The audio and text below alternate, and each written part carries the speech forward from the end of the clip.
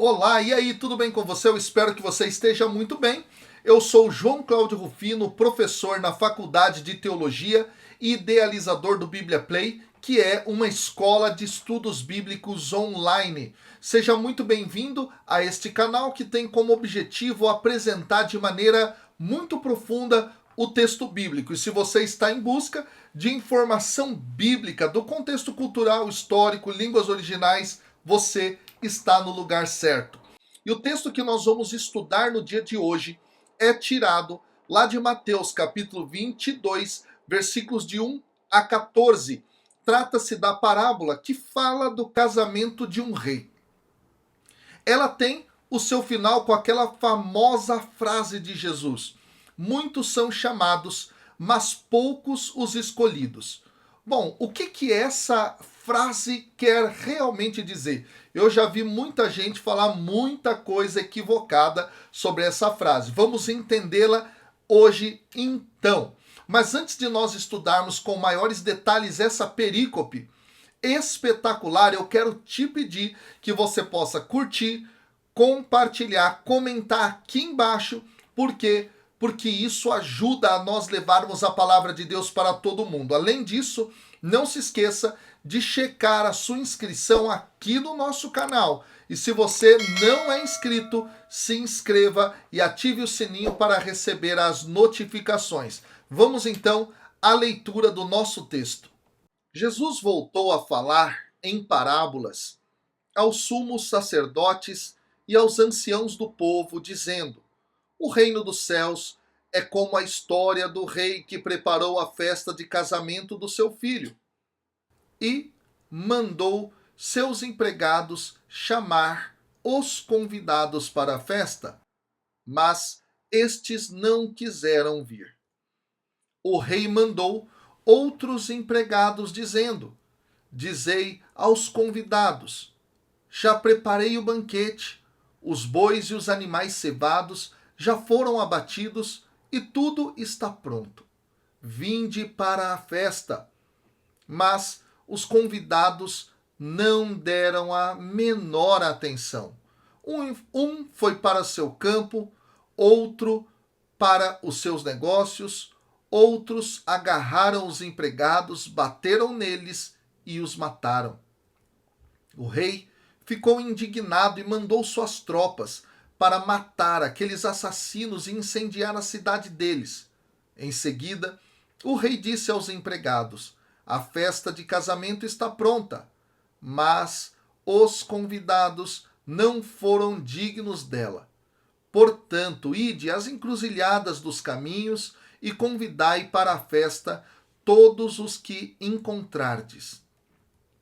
Então, os empregados saíram pelos caminhos e reuniram todos os que encontraram, maus e bons. E a sala da festa ficou cheia de convidados. Quando o rei entrou para ver os convidados, observou ali um homem que não estava usando traje de festa e perguntou-lhe: amigo, como entraste aqui sem o traje de festa? Mas o homem nada respondeu. Então o rei disse aos que serviam: amarrai os pés e as mãos desse homem e jogai-o fora, na escuridão. Ali haverá choro e ranger de dentes, porque muitos são chamados e poucos são escolhidos. Bom, pessoal, o contexto literário de Mateus, capítulo 22, versículos de 1 a 14, que é o nosso texto de hoje aqui, é justamente Mateus, dos capítulos 21 até o 27. Exatamente. Dentro desse conjunto está o registro do bloco que a gente chama de a rejeição do rei. Exatamente. Assim, é importante que entendamos o seu escopo, o seu objetivo. Trata-se do momento no qual o Mestre Jesus já está em Jerusalém, no final do seu ministério, e encontra lá seus opositores naquele conflito final que o levou à crucificação. Desse modo, essa é a terceira parábola contada por Jesus, que está na sequência de 3 parábolas que que estão situadas entre os capítulos 21, versículo 23, até o capítulo 22, versículo 14. A primeira dessas parábolas é aquela que fala dos dois filhos que rejeitaram o pai, no capítulo 21, versículos 23 a 32. A segunda é a parábola da vinha, lembra? Aquela que os trabalhadores rejeitaram o filho, que está lá no capítulo 21, versículos 33 a 46. E a última, que é o texto que estamos aqui a estudar, por sua vez, é a parábola, então, do casamento. E neste caso da terceira parábola, alguns autores afirmam que essa consiste na rejeição do Espírito. Então isso é fantástico, isso é interessantíssimo. Há uma rejeição do Pai, do Filho e também ao Espírito. Bom, então vamos lá, olha só. Jesus está no templo em Jerusalém e o versículo 1 diz que ele voltou a falar em parábolas aos sumos sacerdotes e aos anciãos do povo, a gente da elite, dizendo, diz o versículo 2, o reino de Deus é como a história do rei que preparou a festa de casamento do seu filho. Aqui, pessoal, uma informação cultural importante é a seguinte: nas parábolas, os rabinos judeus da época de Jesus frequentemente comparavam Deus a um rei, cujo filho representava Israel. O cenário também dessas parábolas costumava ser uma festa de casamento para o filho. Por quê? As festas de casamento eram muitas vezes grandes reuniões. Uma pessoa muito rica, por exemplo, ela podia convidar uma cidade inteira. Ir a uma festa de casamento exigia um compromisso de tempo valioso por parte dos convidados. Aqui, pessoal, os ouvintes judeus presumiam que uma festa duraria 7 dias e um rei esperava que os seus convidados permanecessem durante a festa inteira, a festa toda. Esse compromisso seria difícil para os camponeses, por exemplo, que trabalham na terra.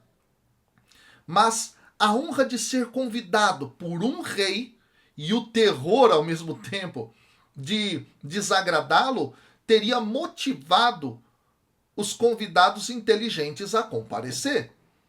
Os convidados podem ter sido, inclusive, proprietários de terras aristocráticos, conforme o capítulo 22, versículo 5 aqui, que tinham lazer para tais atividades. Tinham condições de tempo e economia. Aí vem então o versículo 3.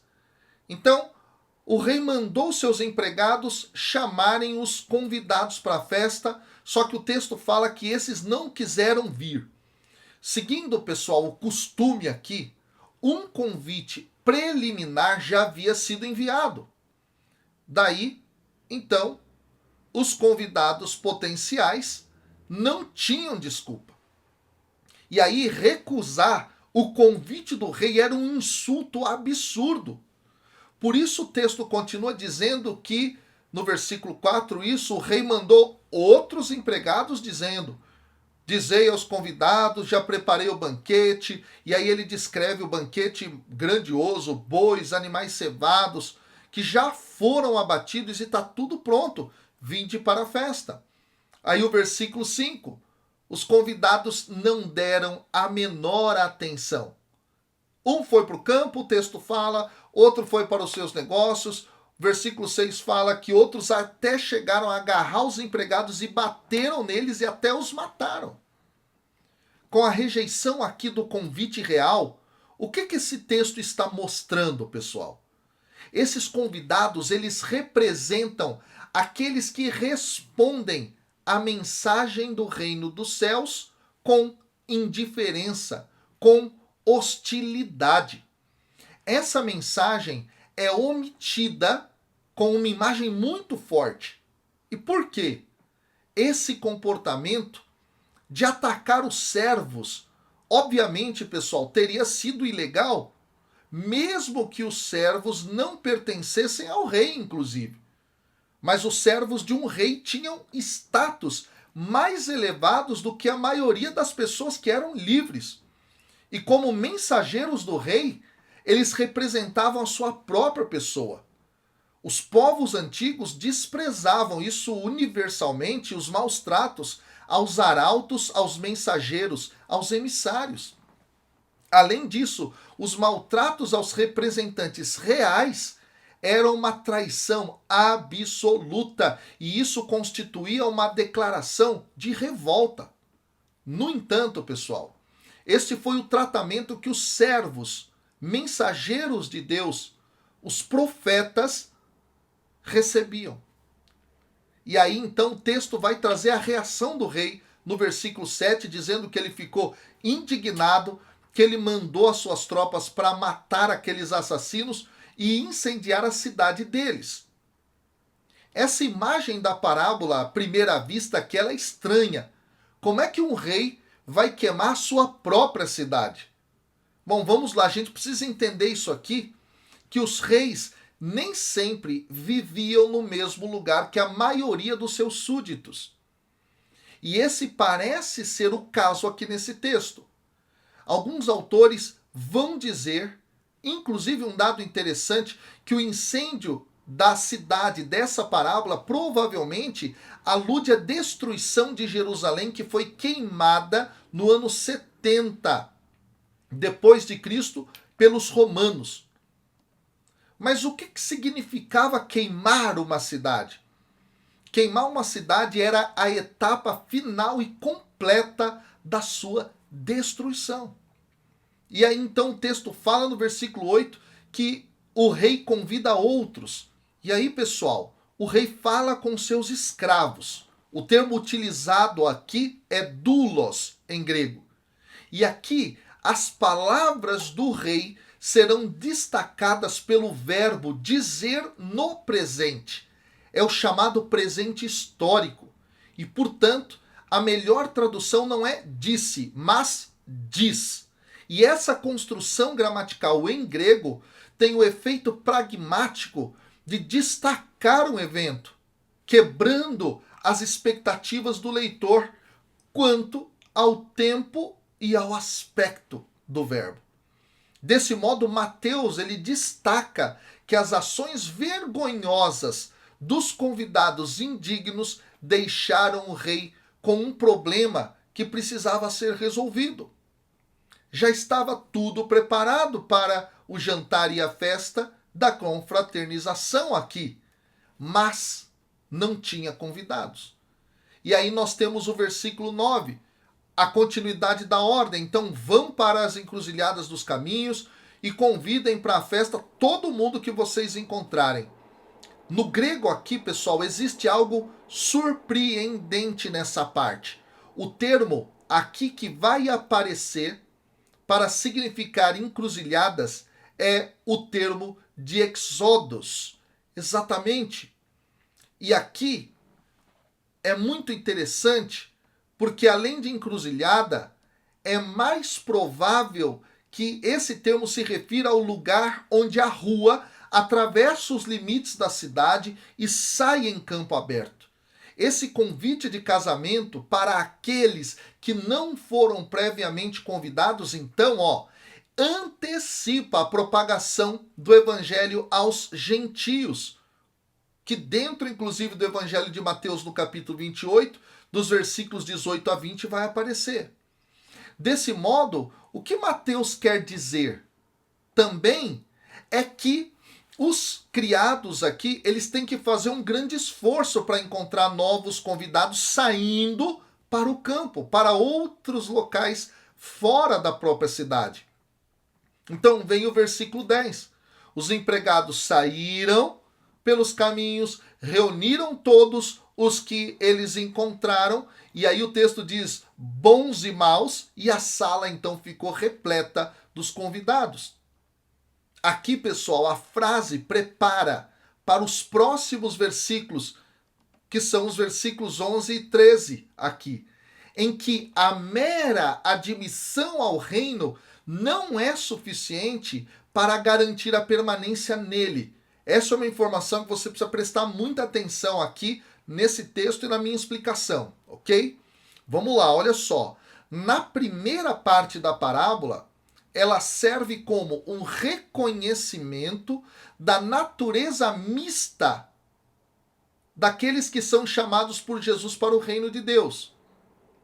Preste muita atenção nisso. Bons e maus, aqui, vão justamente designar isso. Ou seja, Deus chama toda a humanidade, a fazer parte do reino. E isso nos lembra Mateus 13, versículos de 1 a 52, a parábola do semeador. Ele semeia e as sementes caem em vários tipos de terreno. Mas a semente, ela é jogada. Entenderam? Então esse é o ponto aqui. Para o reino de Deus, toda a humanidade é chamada.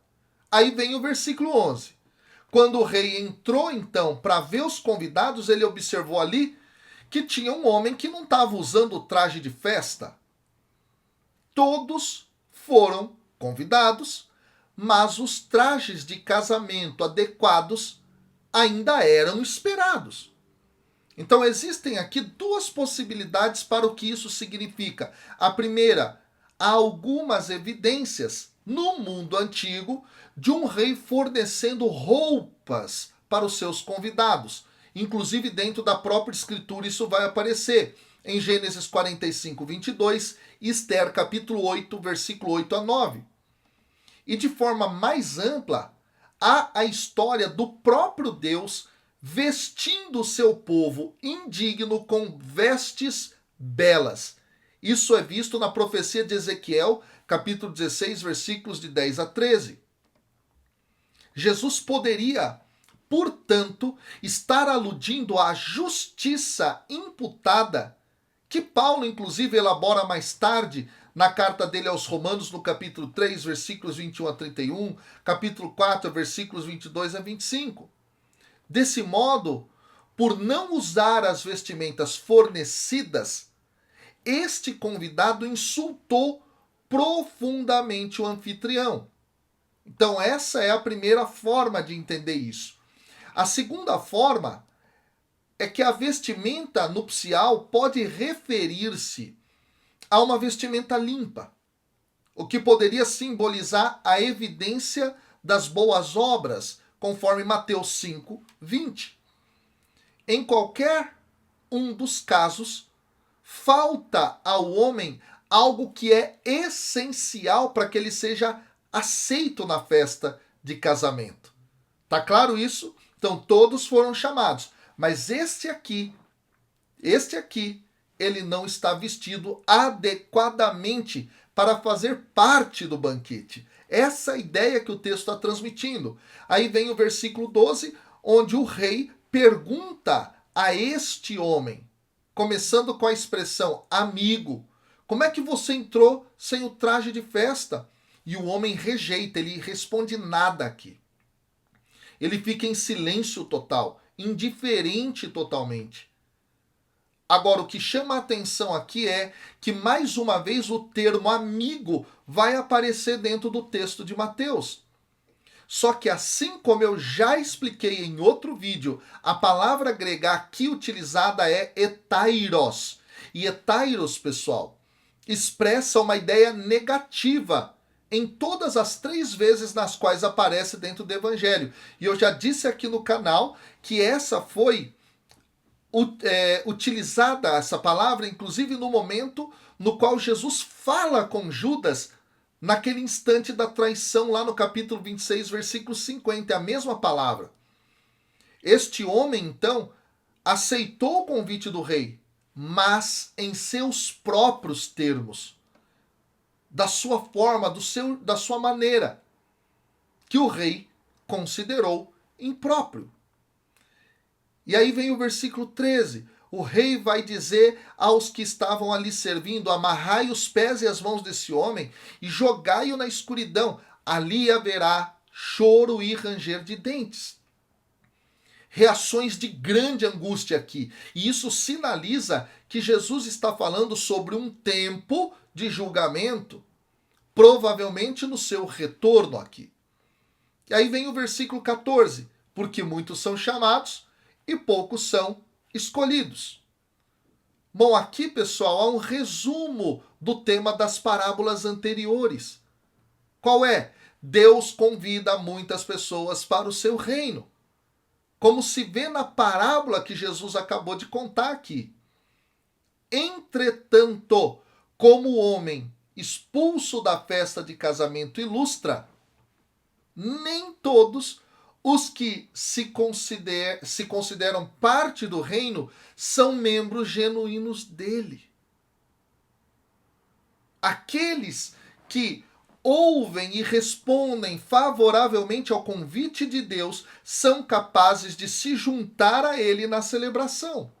Essa é a ideia. E aí, a guisar de conclusão, essa parábola vai ser uma alegoria da própria história de Israel. O rei representa Deus, o filho representa Jesus, os servos, os profetas e possivelmente também os discípulos de Jesus. E o banquete de casamento simbolizava a grande festa messiânica que os judeus esperavam compartilhar com o Messias no início do seu governo. Aqueles que rejeitaram, perseguiram e assassinaram inclusive os servos representam Israel da antiga aliança e a sua rejeição aos profetas.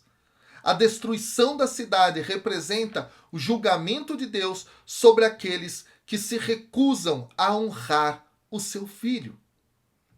Essa destruição, pessoal, como a penalidade que é descrita no versículo 13, como eu disse, retrata uma punição então eterna. E olha que coisa maravilhosa o mistério dessa passagem. Todos são chamados, mas nem todos atendem esse chamado. E alguns acham que estão atendendo, mas querem viver uma vida guiada pelos seus próprios termos, não de acordo com aquilo que é pedido pelo Evangelho.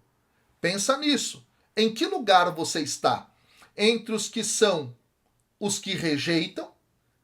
Entre aqueles que se enganam achando que fazem parte do reino?